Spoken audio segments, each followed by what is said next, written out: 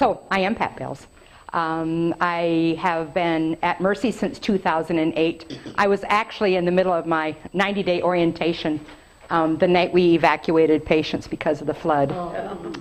I think about that all the time. It was like, you know how when you have dreams and you tell yourself, this is not real, this is not real, this is not real. That's what I told myself all weekend long. This is not real, this is not real. I felt so bad. 120 patients, and you can imagine how scared it is, right, to be in the hospital alone. And then we come up to you and say, oh, by the way, we have to move you because it's not going to be safe and we have to move you elsewhere. So I think about that all the time. Tim Charles came to the cafeteria the next day. I remember him getting up and standing on top of the table. First of all, there was no lights at all. National Guard was outside because they were worried about looting because we had drugs, and we still have drugs there. And Tim Charles stood up on top of the table. He's our CEO, our president and CEO. And when he stood up on top of the table, I thought, safety first, Tim.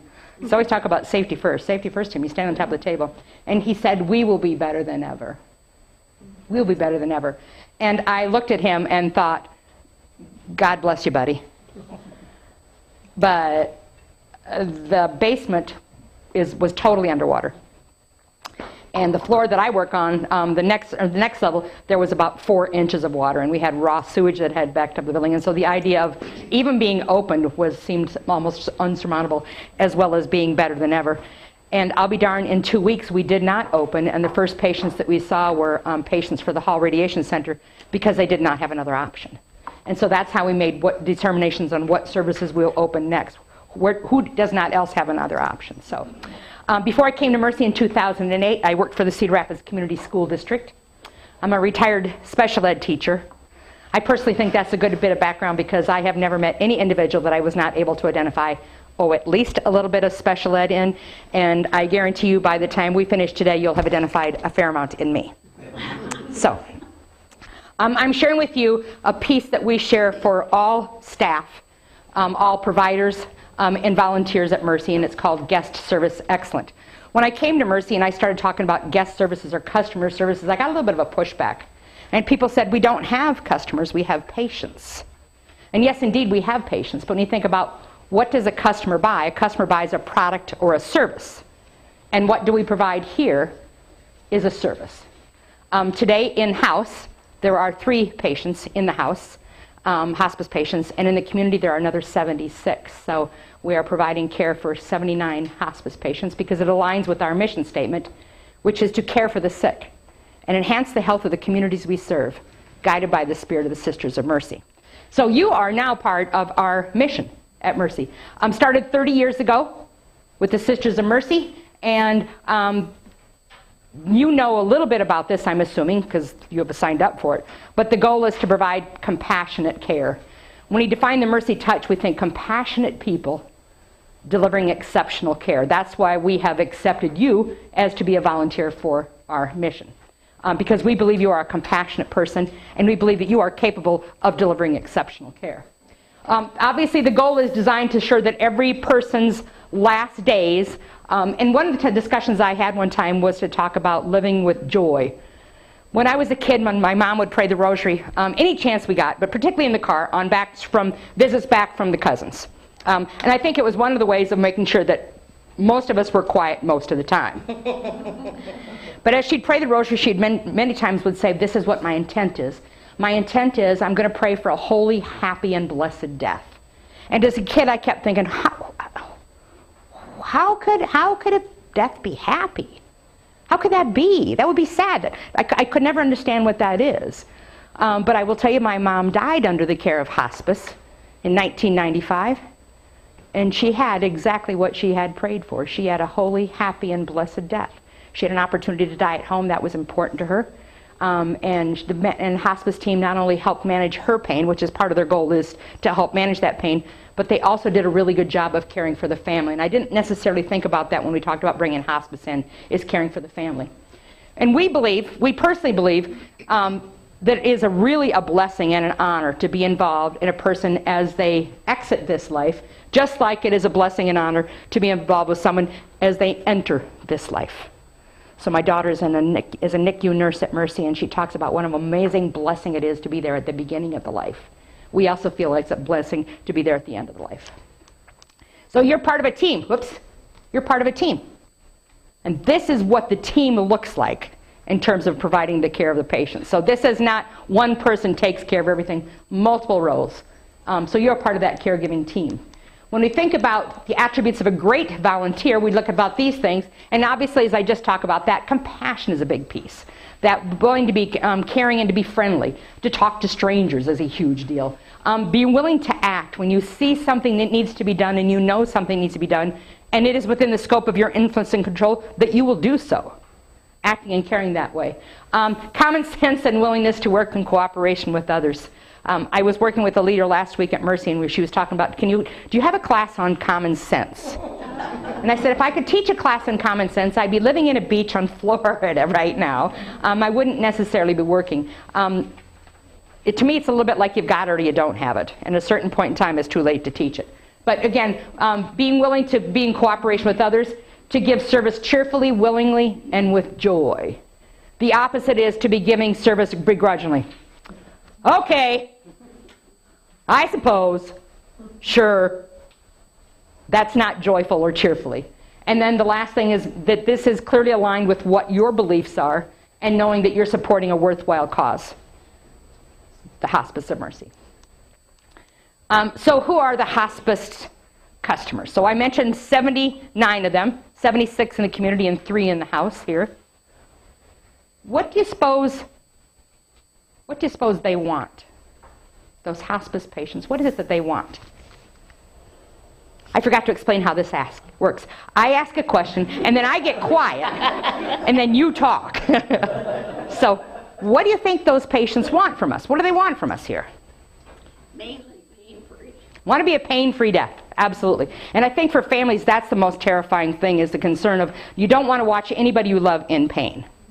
And so I want to know that the death will be pain-free, that they're not going to suffer. What else do they want? Peace of mind. Peace of mind, absolutely, absolutely. And I think about, I remember leaving here. This has probably been 5 years ago, and I'm high maintenance. I've got a little cart there. I haven't been at my desk since 9 o'clock this morning, and I won't get back there until about 4:30 this afternoon. And I was packing up my stuff, and I was loading things at the front door, and a family was sitting there on the teakwood benches as I left. And as I walked out, they were clearly crying, very, very emotional. And I didn't want to interfere with them, so I just kind of pursued my business, and I came back in. The next time I came out with my second load, they were laughing hysterically. And the woman said to me, do you think it awful that our mother died within the last hour and that we're laughing? Do you think awful of us for doing that? And, first of all, my thought was, judge not, lest you be judged. So I said, no, I do not at all. I do not at all. I said, would your mother be tickled to see you laughing now? And she said, she would love it. And I said, then this is the right thing to do. And she said, do you know what we're laughing about? And she said, my mom always said, I lived in a dump all of my life. And I get to die in this absolutely beautiful place. And I think about that all the time. Mercy has lots and lots of campuses, lots and lots of clinics. This is by far the most beautiful thing we've got. And I think it's not only the physical place, but the work that is being done here. Other customers would be their families or friends. What do they want? What do they want from you? Want to know that mom or dad was in good hands. Absolutely. I would like to know that you're taking care of her like this was your mother, or your sister, or your father, or your brother. I want to know what's going to happen. What can I expect?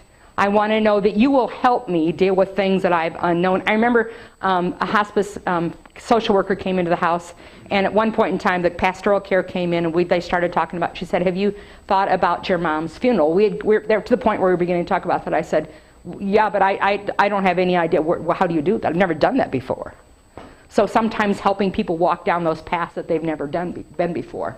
So those are those. And again, you are one of our customers and guests. So what do they want? I want compassionate care. I want to know that you care. I want to know that you're doing what you would do if this was your sister or your father or mother. I want you to communicate with me. I want you to help me understand what's going on. And I think about that all the time. I always find it interesting when you pull into the parking lot, the number of cars that are here from out of state. And those families that have been local are probably more connected with what's going on with that patient. And then those last-minute visitors that come from afar may have less of a connection and less understanding what's going on. So that's what I'm talking about when I think about what do they want. If you sit, how many of you will have a role that you'll sit at the front desk when you walk in? And I call that the director of first impression, because it truly is. Just like any entry into any business place, that first person you walk into is that it's the director of first impression. My mom used to say, you never get a second chance to make a first impression. And that's exactly what this is about. So when I think about that first impression, typically we're talking about, that first physical impression is, and we think about business casual. So the rule of, what we talk about, the rule for volunteering is if you can wear it to the state fair, you shouldn't wear it to here. Okay? So that's the guidelines on what is business casual looking like. I would much rather go someplace and feel like I'm a little bit overdressed than being a little bit underdressed. Obviously, a fresh appearance. When you talk about eye contact, there are lots of times when you are sitting for a long time and without people coming in or out, or whether you're in a home or something else, a lot of times when you're sitting for a long, long time. And so we're absolutely not opposed to you bringing good reading or reading material with you, but I suggest don't bring something really good. Because if it's really good, sometimes you can't get your eyes away from that kind of a thing. So bring something that you could put away and think, I'm not really going to miss it all that much. So again, don't get terribly lost in that. One of the things that acknowledges a person as an individual or as a person is when I look at you and I greet you. One of the expectations that we'll have, and I'll share a bit later, is we will greet people when they walk in the door. We've all been into locations and businesses when you've walked in and you've stood there and no one has said anything, and you stand there and then pretty soon you do this because you're checking to see if you have your camouflage on today, because clearly they're not acknowledging you. So by eye contact, I'm acknowledging you as a person, and then I'm going to greet you. But not this. We all have people, well, many of us have people in our life that have friends who have very deep and intense eye contact. And it's like the hole in your brain, it's like you're burning a hole in the back of your brain and let go. We think about glance and look away as the appropriate kind of eye contact.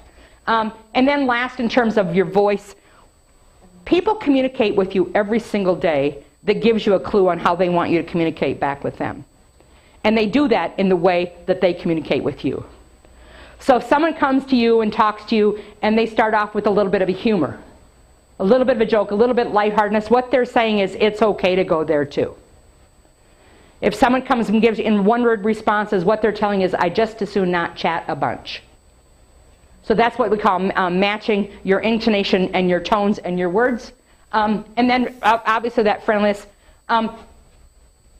Humor is not necessarily inappropriate.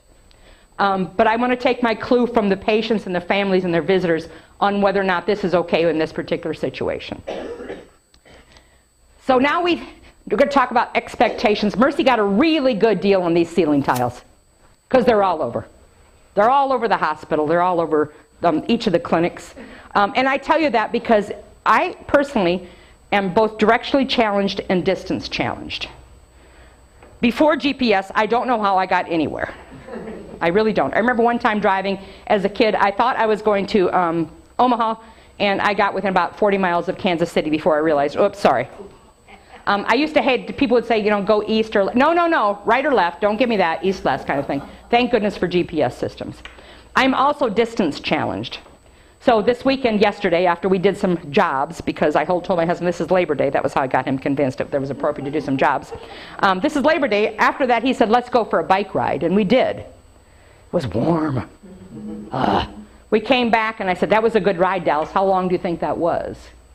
Do you think it was 8 miles? Pat, maybe 3.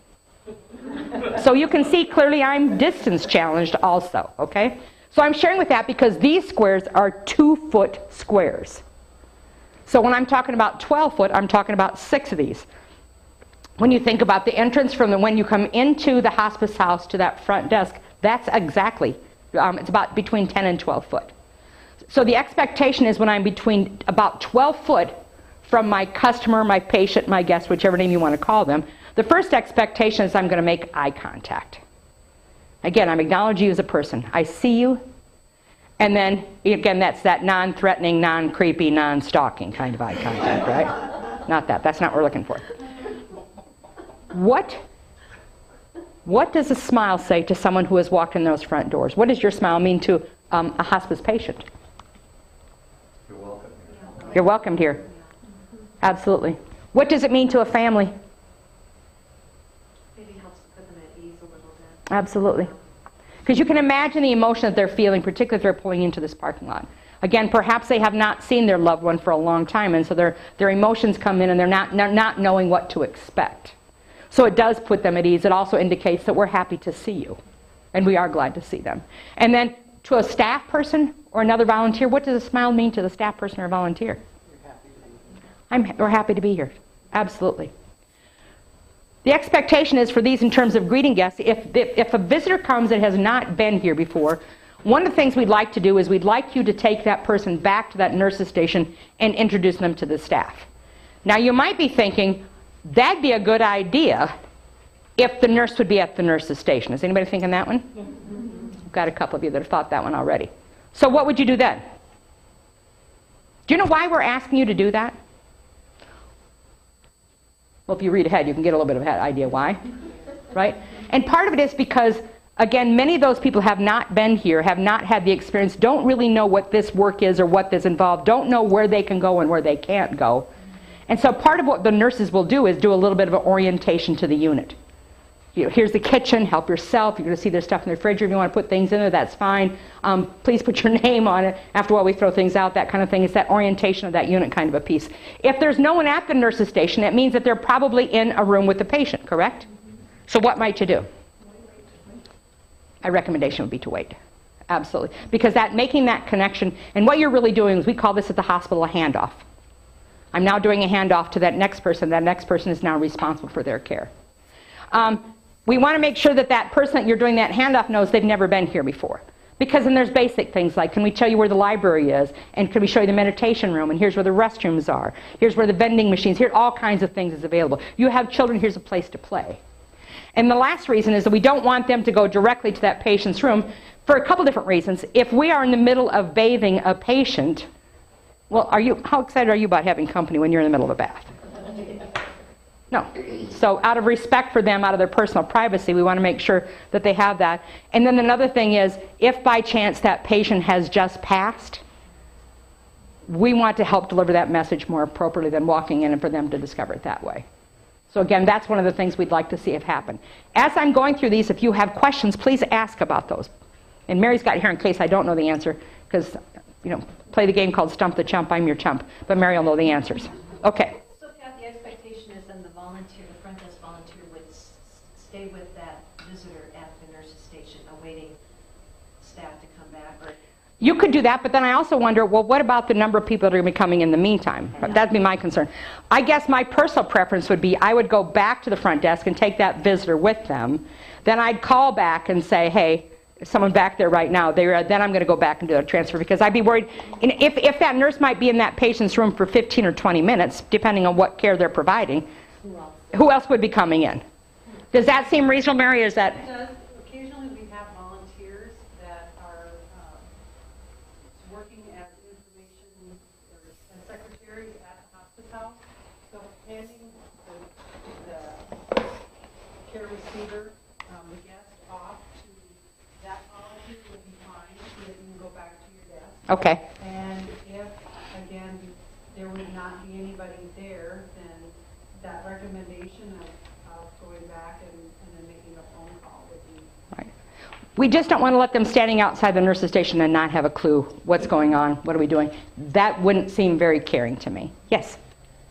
I work on Wednesdays, and there's always an assigned volunteer there at the desk, the nurse's station.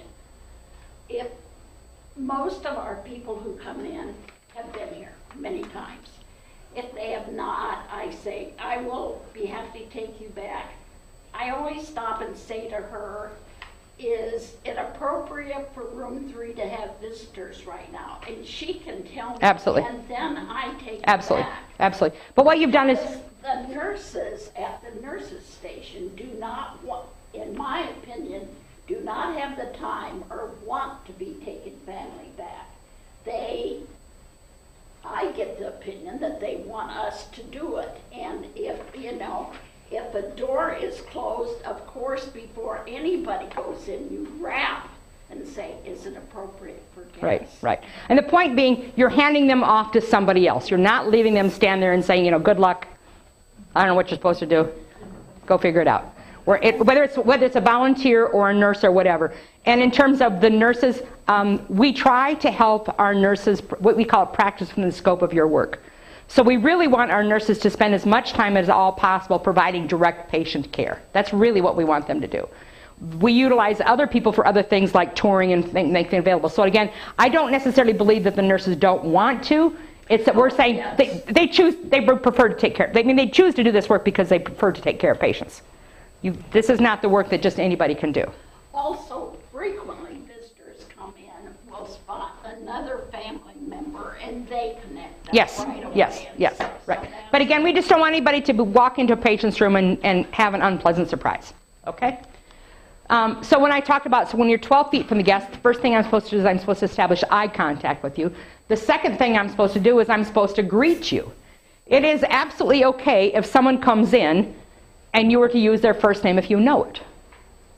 Now, I'm at the hospital most of the time, and about once a month I put on scrubs and I go upstairs and I work at the upstairs. And what I do is, it's called a rounding tech. So I go into a patient's room. I will tell you, I get butterflies even thinking about it because it's frightening for me. It's beyond my comfort zone, is to be going in and providing patient care.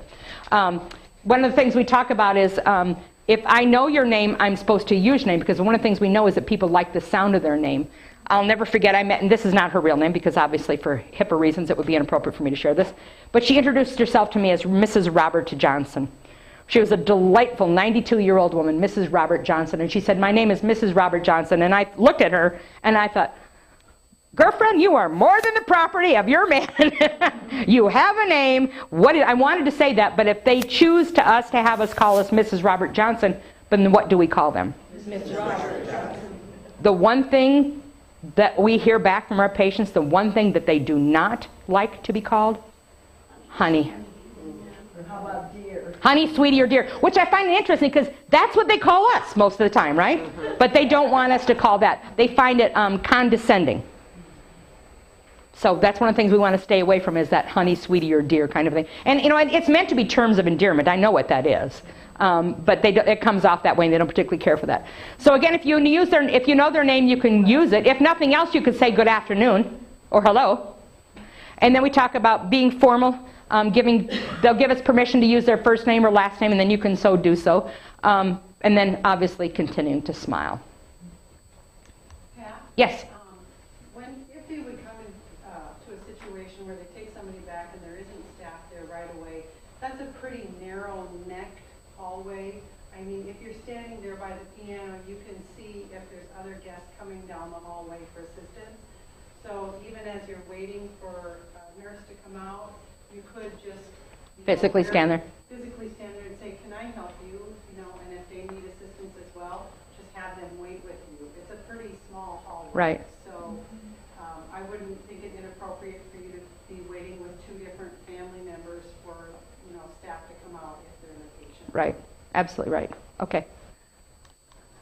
So when you think about patient conversations, I'm reading a thing on empathy. First of all, I think it's so interesting. People tell me that do your work, and volunteers at the hospital tell me this. Pat, you'd be surprised at some of the things that people tell me. And sometimes that happens the same to me. I'll be in a room and I'll think, well, you know me now for 3 minutes. And you're telling me your stuff. You're telling me your story. What does that tell them about how they feel about you when they tell you their life story? What does that tell you? It's a huge level of trust, and it's an honor, right? Because they're sharing that with you. The second thing it tells you is they have a need to tell their story. Particularly as people are dealing with illness and disease, one of the things that they do is they process that. They process it. It takes a while for that to sink in and understand that. And by telling their story, that helps them more fully process that. Now I'm going to pull out the issues related to Alzheimer's and dementia and memory kinds of things. If they continue to tell their story again and again and again and again, what that really means is I believe you have not yet heard my story. And I'm surprised at the stuff people tell me. And then again, if you acknowledge, I've heard your story, and I'm not going to say, hey, I've heard your story, I don't want to hear anymore, but rather, you had a very interesting life. You had a very interesting childhood growing up on a farm. Thank you for sharing that with me. It's appropriate. So I'm thinking about empathetic responses. One of the things I get to do at Mercy is I get to work with new nurses. We have a residency program like we do for doctors now. And nurses go through a residency program when they finish nursing school. You can tell a brand new nurse every single time, because a patient will say, I'm scared, and a brand new nurse will say, don't be scared.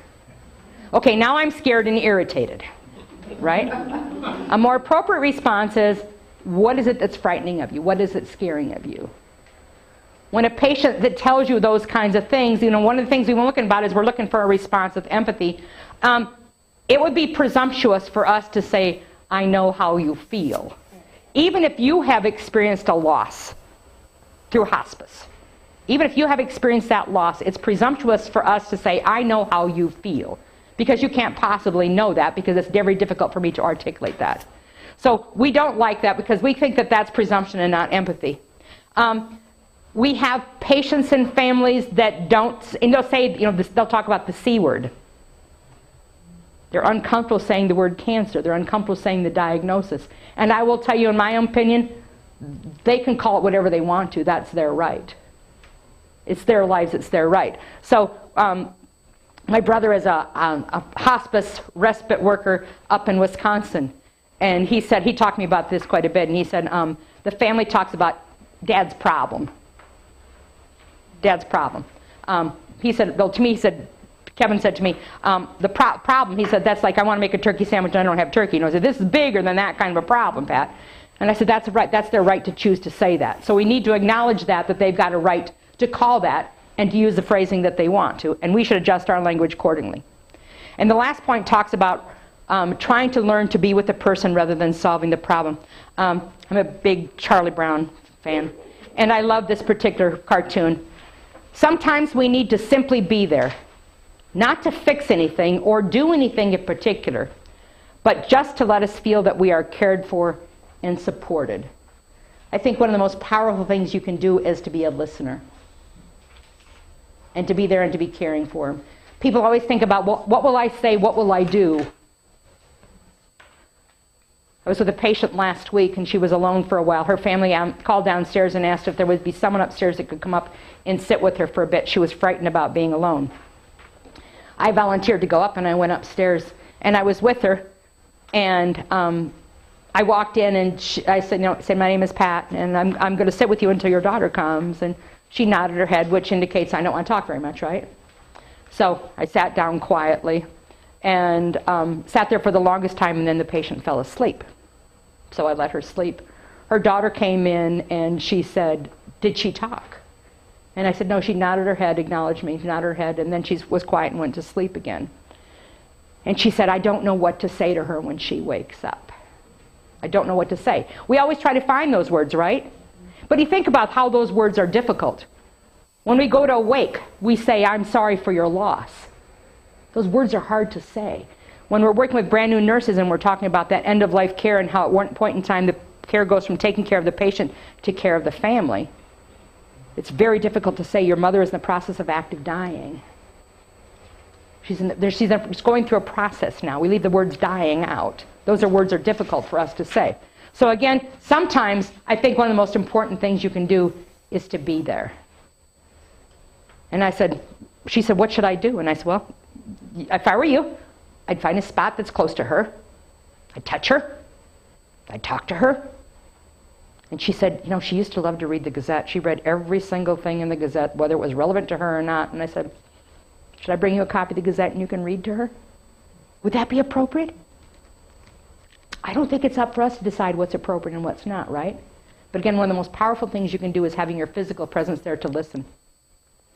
So at 12 foot, I'm supposed to look at you. At 6 foot, I'm now expected to greet you. Obviously, if a patient is nonverbal, they're not going to be greeting you back. That doesn't really matter, right? That's not why we're doing it, because we're expecting a greeting back. Now, particularly in the hospice house, I think here, I'm familiar with this place now, so when I come back, I know, patients' care is down that way, and the office and stuff is here. But when I see people that are confused, When I see them, you can see in their body language they're confused. The question we're supposed to ask is we're supposed to ask every single time, how may I help you? Now, there are people that are going to ask, how can I help you? Your grammar teacher would shudder a little bit on that one, because she would say, how can implies, are you capable of? I don't care if you ask, how can I or how may I, as long as you ask that question. So how may I help you? If they answer, no, I'm fine. Every single interaction with every single customer ends with a thank you. Who taught you to say thank you? Your mom? Your dad? Your grandma? We all must have the same kinds of moms or dads or grandmas, right? So, for pretending this is a glass of juice, she'd put the glass of juice in front of me, and if you didn't say anything, then she would say, what do you say? And she would do that for a couple times, and then after you could see that she just got tired of that, she'd put the glass in front of you and you didn't say anything. Well, I guess you didn't want it. I remember one time she walked over and dumped my juice in the sink. It was real clear. She wasn't going to be playing this game with me anymore, right? So we want to make sure every single interaction ends with a thank you. And if they have a problem or an issue, then what we do is we move into problem solving. This line talks about we're a little bit like Hy-Vee this way, right? You go to Hy-Vee and say, where's the red wine vinegar? They don't say, down there, somewhere on that side of the store. They walk us to that location, and if at all possible, the expectation is that we will walk them to that location and not point.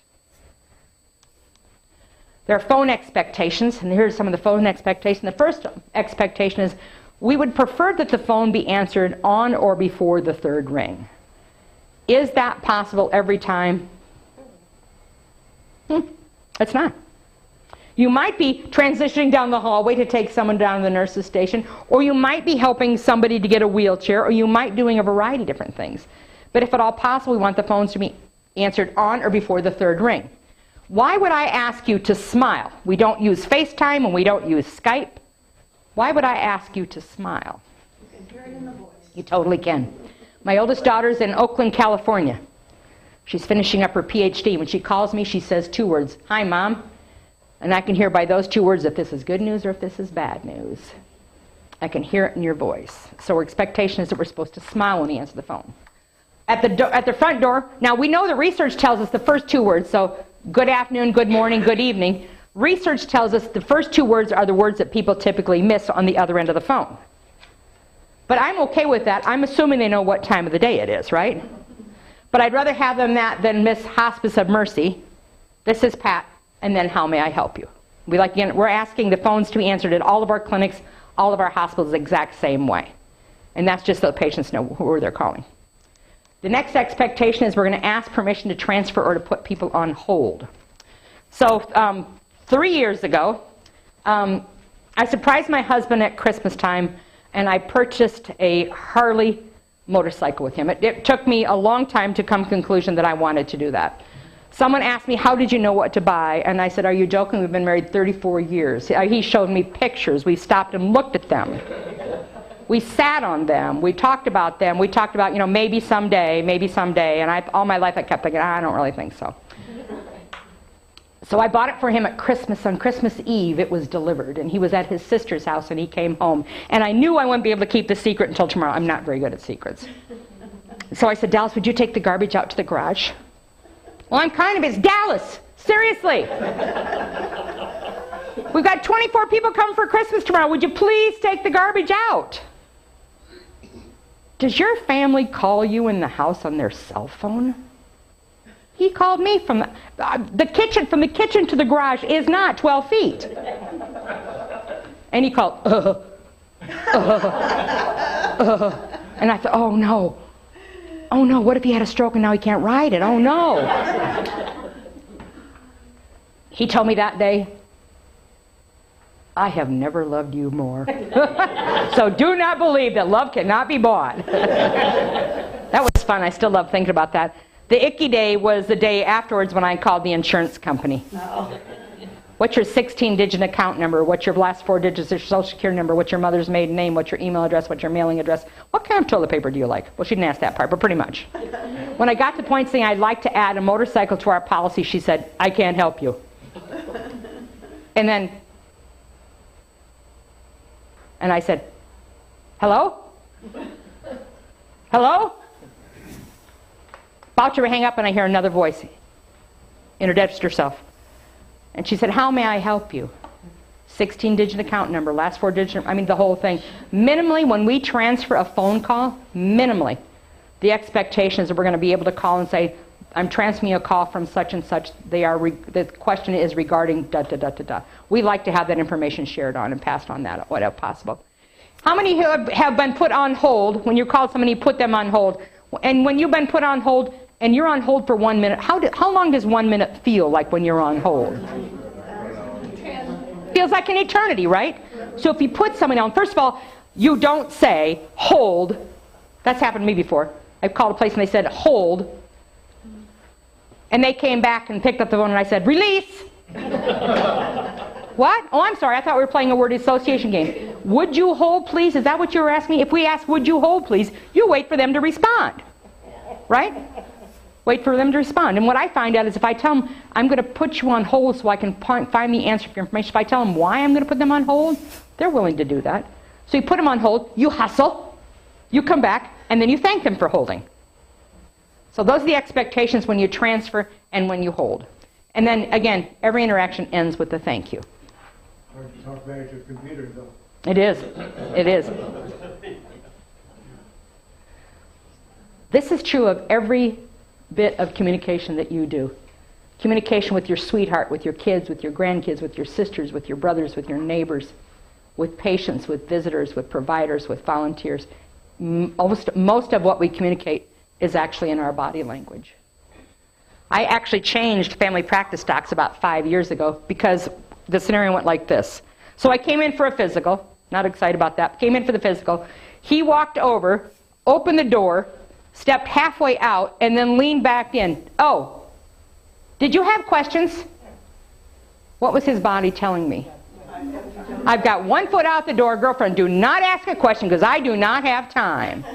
Right? If he pulled up that little 3-legged stool, which I personally think are dangerous, those little 3-legged stools on wheels, those are dangerous. If he pulled up that little full-legged stool and asked me, do you have any questions? It would have been the same words and the same tone of voice.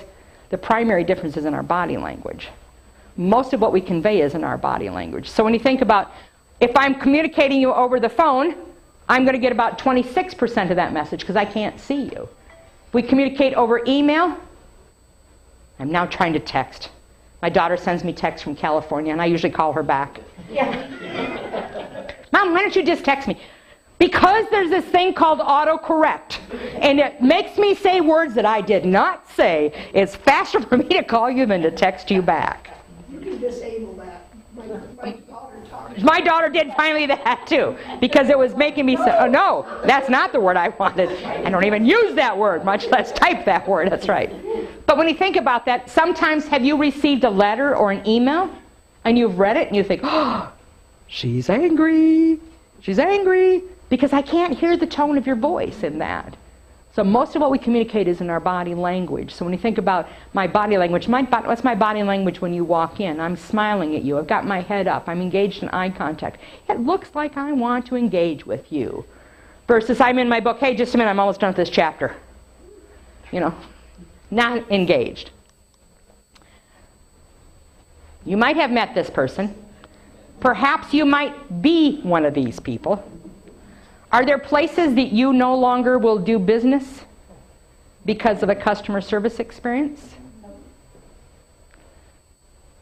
So Dallas and I will celebrate our 34th anniversary this year.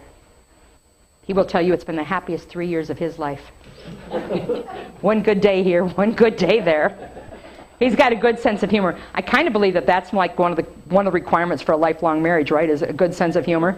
I remember thinking, you know, till death do us part. Oh, this is awful. The death sentence. I remember thinking, I know how to fix this. I'm just going to kill you. I know how to fix this till death do us part. I have lied to Dallas for 34 years. Do not tell him. It started off innocently, but now I can't go back. I told him that first year that when you get a wedding invitation, you need to go get a new dress. It's bad luck to wear a used dress to a wedding. I wanted a dress really bad, and I lied to him. So for 34 years, every time we get a wedding invitation, he says, oh, got to go get a new dress. Well, what am I going to say to him now after 34 years? So I bought a new dress for a summer wedding. And then unlike this last week, the week before, I read the forecast, and it's going to be an outdoor wedding, and it's going to be chilly. It was June, it was going to be chilly, and I thought, now what am I going to do? So I decided I'd go back and find a cute jacket to wear the cute dress. And I did. Cute jacket, cute dress. It was on sale. So in the morning, I'm dressed, and in my bedroom, and you do the scan, right, to make sure that nothing is sticking out that shouldn't be sticking out, right? Then we do this, and we suck in our stomach. But as yet, we have not yet learned how to suck in our butt. So there's always that challenge right there. And when I turned this way, and then this way, and then this way, I noticed the anti-theft device was on the bottom of the jacket. You know the thing that's supposed to go, only it didn't? Oh. So I'm in my bedroom, and I'm having a little bit of a meltdown about this anti-theft device. And Dallas says, well, I'll take care of it. So he runs off and gets the screen. And I said, no, do not. It'll tell you. If you try to do that, it's going to dump ink all over your jacket. No, Dallas, you cannot pry this off. His second solution, I've got a good idea, Pat. Just wear it. Who said that?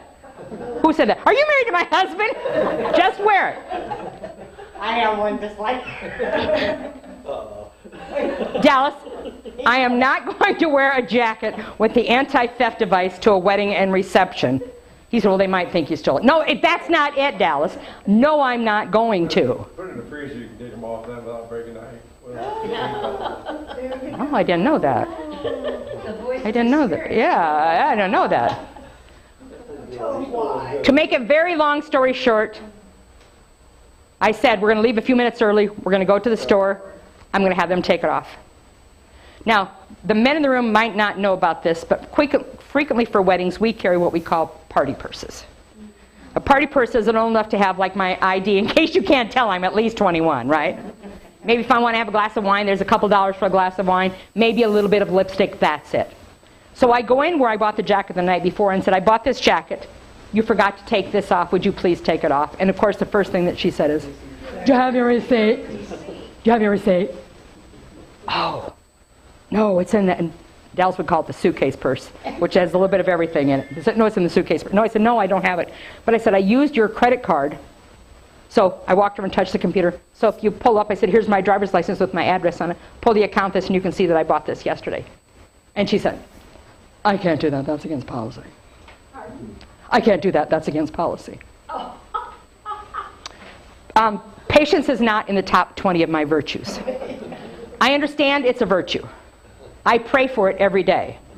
My daughter reminds me, I turned 62 a couple weeks ago. My daughter told me, the one that I think is so smart, which, hello, seriously, Mom, you know you're in the last box, don't you? And I said, what do you mean the last box? You know, 60 and above, that you're in the last box, Mom. You're running out of time, Mom. I don't think it's going to happen. I walked in because I was distracted by this device on my jacket. I was disappointed when the woman at the desk who had the authority and the power refused to do so. I asked to speak to a supervisor, and she went and got the supervisor, and I saw them stop at the Coach counter and look at the cute little Coach purses. I saw them stop at the Clinique counter. I don't know what they were doing over there, but they looked at the stuff in the Clinique. And she came over and said, how can I help you? And I looked at the other and thought, would it have hurt you to communicate all of this?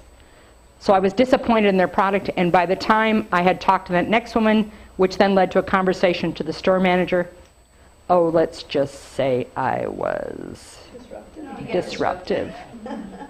My mouth, primarily. I told him this, I'm willing to skip the wedding. I will sit outside your store and say, cute clothes. Come on in if you're interested in cute clothes, as long as you don't care about the service. I'm willing to do that if you want to. So you either take this off, or I'm willing to sit outside that. He eventually took it off, and of course I went out to my husband, and he said, will you look at the clearance racks? No, I was not.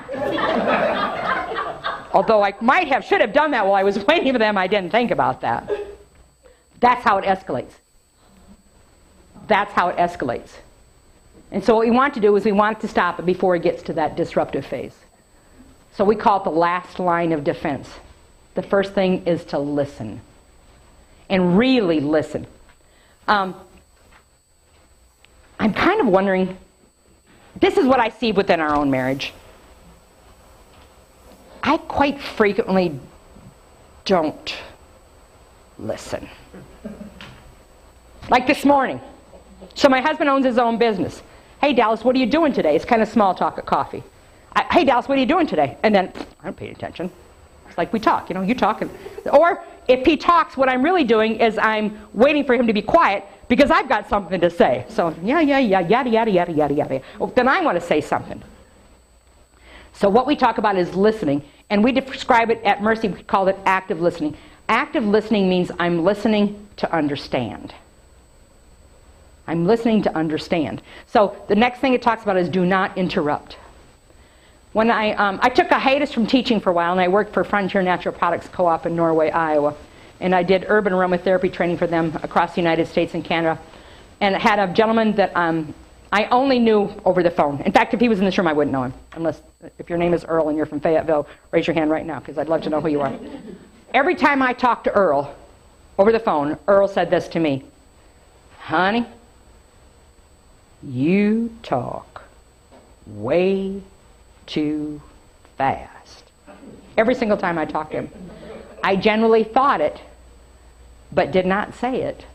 But I thought it. Come on, Earl, spit it out, spit it out. Come on. I struggled not to finish his sentences, But that's what I'm doing, is if you do that, then what you're doing is interrupting. And when you're interrupting, what you're really saying is, what I have to say is way more important than what you have to say.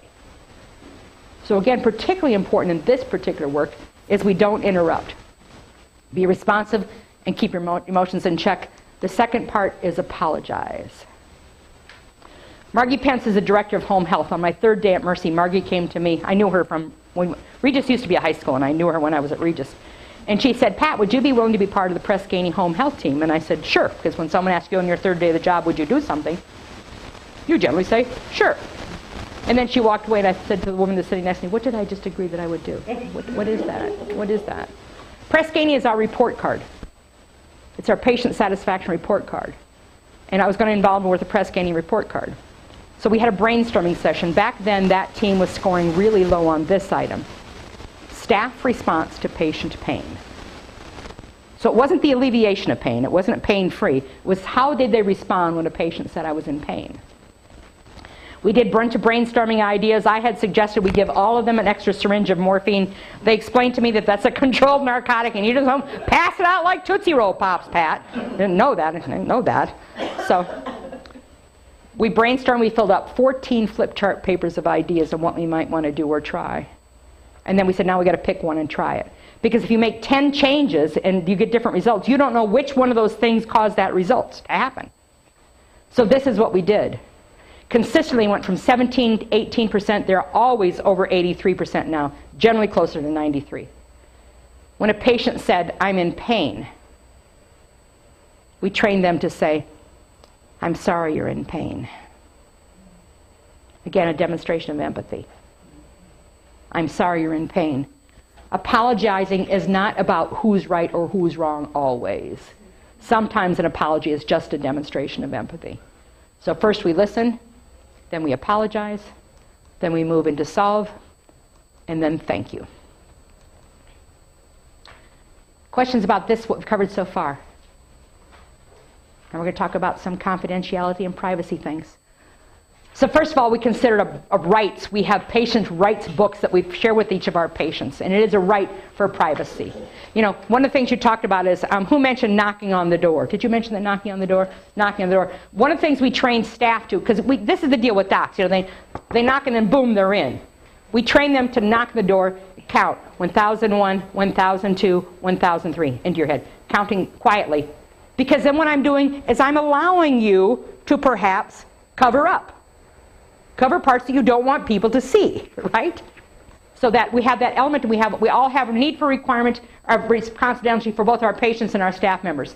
So again, always knock before you enter the room. My personal recommendation is to count to yourself for about 3 seconds and then enter into the room. Every time we walk into a room, we need to introduce ourselves and explain who we are. One of the expectations at Mercy is we don't go anywhere without our badges. This lets people know that they belong here and that they're okay to be here. So introduce yourself, and then again have your hospice badges visible. The expectation of the hospital is the badges are supposed to be between our chin and our shoulders.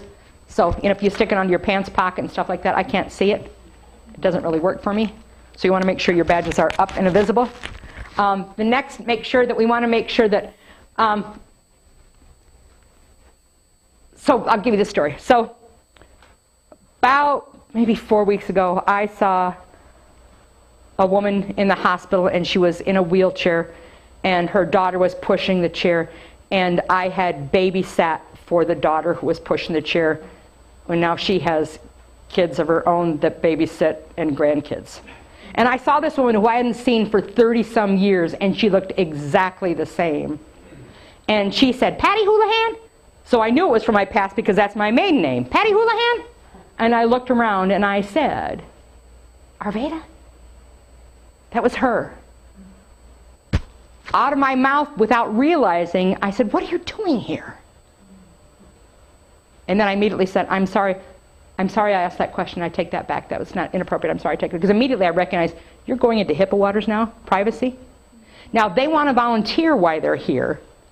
But this is the deal. You see people come in. You think, I wonder why they're here. Oh, I know. That's my neighbor. What's she doing here? What's she doing here? Because, sometimes we think we think that we need to know everything, right? We call that a need to know versus want to know. Access to records are always a need to know. If you want to know, go engage in the conversation. See if they want to volunteer it. If they don't want to volunteer, it's not. You also don't go home and tell your families, "Hey, you'll never guess who's at the hospice house today, da-da-da-da-da." Because again, that's bordering on a HIPAA violation, and that violates all of our privacy expectations. So again, making sure it's on a need to know versus want to know basis. This talks about, well, there's no elevators here, so that's not going to happen here. But some of you work in the community, so you'll take care of, volunteer at the hospice, or the hospital, or sometimes in care centers. We've got to be really, really careful about having conversations about patients, particularly like in public areas. So we always need to assume that somebody can hear. And you might look around and think, I don't necessarily think I see anybody, unless you literally went behind every single door. It's not okay. So conversations about patients never happen in public areas. The next thing talks about anytime you walk away from your computer to log off, because if you were logged onto that computer, it would be really easy for me to come over and to open up other files and to see what's going on there. Do people do that intentionally? I don't know. But it's one of the things, it's our responsibility is to guard our patients' privacy and confidentiality. So I'm going to log off every single time I walk away from that computer. That's particularly important for some of our volunteers who do companionship and respite visits. Mm-hmm. We communicate that plan of care via email from the Mercy Secure website. So, if you have, your own account that has your own password, your own email account at home, we want you to close that up because we don't want other family members to see that your patient's information either. So we just ask that you would keep it very secure. When you don't need it anymore, then you can read it. Right. And not all patients want all family members and all friends to have all of that information. And again, I think they have that right to decide what information they want to share and what not. The next thing talks about be careful not to access information verbally over writing. We've got to be really, really careful without previous or authorized approval. The point of care is just the piece that you just talked about, making sure that that's not visible to others. If you've printed it off, which I don't know that it would be best practices, but if you do, because you don't have access to anything else than that, make sure that we don't want to out where someplace somebody else can see it. And then the last one, make sure that if you see violations or breaches of confidence or breaches of privacy, we want to know about that. Because you'd want to know about that also, right? If someone is accessing your information, you'd want to know about that. Okay, questions about privacy and confidentiality? Yes? It's kind of a comment that I've run into when I was working here, and of course I'm a volunteer and same rules apply, and that is when you have a prior relationship with someone. Maybe they're a member of your church, or maybe you sing in a choir with them, or they're a neighbor. And if you then agree to maybe be a volunteer, what kind of ethical or confidentiality murky waters are you entering of knowing which hat you're wearing. And from my standpoint, it's always worked out better for me. I prefer not to really know the people that am asked to interact with and to care. It just makes it easier that way. It does make it, because you're very well defined, that you don't have to think, well, or not have all that prior information. Right. That's all. One of the volunteers at the hospital said to me this, Pat, if ever I have a question of whether or not, she said to me, I always think when in doubt, don't. So I just think it makes it easier, because then it does murky the lines and become a little bit lighter. Because when you are here, you're functioning as a volunteer and you don't have a friendship with them. I mean, you have a different role. And that's kind of hard to switch back and forth between those. I understand that. Other questions about the guest services piece or the confidentiality pieces that we talked about?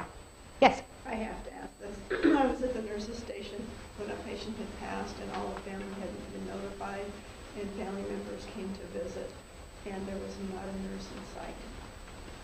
I probably breached confidentiality, but they asked me if she had passed, and I said, have you talked to anyone else in your family? And they said, no one's talked to us, but I am family. And I said, she's not with us.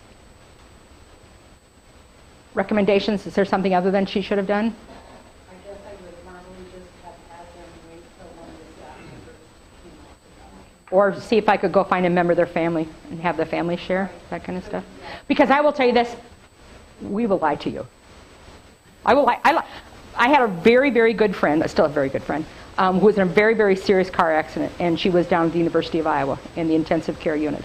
And her family's from Texas. And she used to tell me all the time, it's like we're sisters. We got a different mother and different father, it's like we're sisters. We connected that way. So her brother called me from Texas to say, Becca's in this bad accident. She's down at the University of Iowa. Would you go down and see her? Absolutely. So I packed up my stuff, immediately got down there. The nurse outside of the intensive care unit, if she'd been holding a gun, she could not have been any less welcoming. And she said, who are you? And I said, I'm Pat Bales. Who are you here to see? So I told her, I'm here to see Becca. Are you family? I looked her in the eye and lied.